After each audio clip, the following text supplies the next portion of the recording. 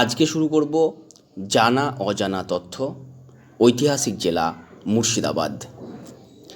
1704 সালে মুর্শিদ কুলি খাঁ সুবে বাংলার রাজধানী ঢাকা থেকে মুর্শিদাবাদে স্থানান্তরিত করেন। কলকাতা থেকে 197 কিমি দূরে ভাগীরথীর পূর্ব তীরে অবস্থিত মুর্শিদাবাদ তখন ছিল ছোট্ট একটা গ্রাম।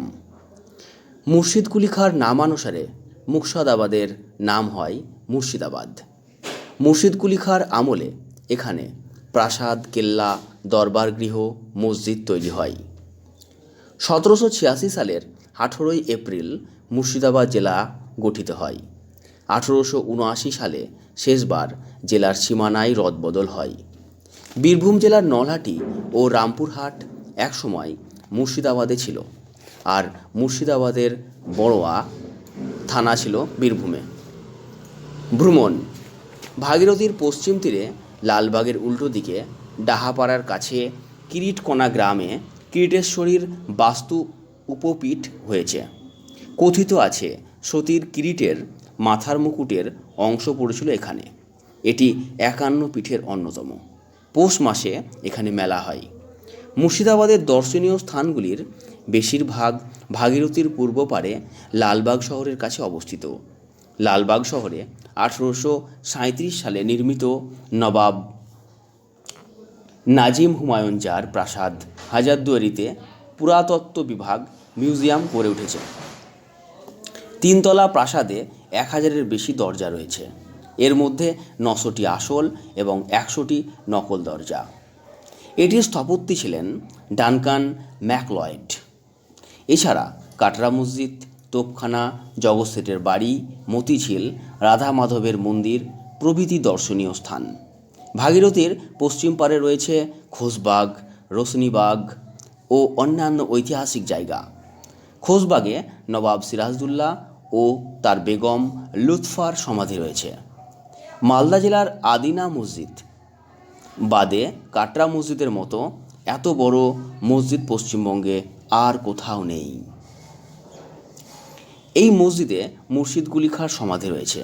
তোপখানায় যে কামানটি রয়েছে তার নাম জাহান কোষ অর্থাৎ জগজ্জয়ী। এটির ওজন প্রায় 8 টন। ঢাকার প্রখ্যাত বাঙালি কারিগর জনার্দন কর্মকার 1637 সালে কামানটি বানিয়েছিলেন। খোলা আকাশের নিচে পড়ে থাকলেও আজও মরচে ধরেনি।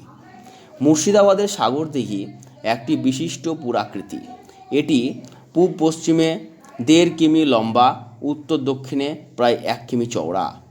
পাল রাজা মহিপাল দেব দিঘিটি খনন করেছিলেন বলে মনে করা হয়। আজিমগঞ্জের কাছে বড়নগর গ্রামে নাটোরের রানী ভবানী প্রতিষ্ঠিত মন্দিরগুলির মধ্যে চারবাংলা ও ভবানীশ্বর মন্দির উল্লেখযোগ্য। অষ্টাদশ শতাব্দীর মাঝামাঝি সময়ে নির্মিত এই মন্দিরগুলির স্থাপত্যের বৈশিষ্ট্যকে মুর্শিদাবাদ রীতি বলা হয়। বহরমপুর কৃষ্ণনাথ কলেজের বাড়িটিও কম আকর্ষণীয় নয়। 1853 সালে অক্সফোর্ড বিশ্ববিদ্যালয়ের আদলে তৈরি করা হয় বাড়িটি। বহরমপুরের 11 কিমি দূরে রাঙামাটি। এখানে ছিল গৌড়রাজ শশাঙ্কের রাজধানী কর্ণসুবর্ণ।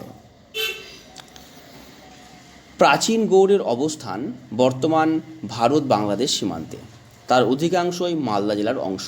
গৌড়ের অধিপতি ছিলেন শশাঙ্ক। পরবর্তীকালে পাল ও সেন বংশের রাজত্বকালেও গৌড়ের সমৃদ্ধি ছিল চোখে পড়ার মতন। লক্ষণ সেন সম্ভবত গৌড় বা লক্ষণবতী থেকেই প্রধানত রাজত্ব চালাতেন। নদিয়ায় ছিল তার তুলনায় ছোট রাজধানী। এখানেই তিনি ইখতিয়ার উদ্দিন মোহাম্মদ বিন বখতিয়ার খিলজির অতর্কিত আক্রমণে পরাজিত হন। গৌড়ের প্রাচীন স্থাপত্যের বৈশিষ্ট্য হল এটি দিল্লি বা জৈনপুরের স্থাপত্যের মতো নয়। স্বকীয় তেজজ ঐতিহ্যে সাবলীল এই স্থাপত্য।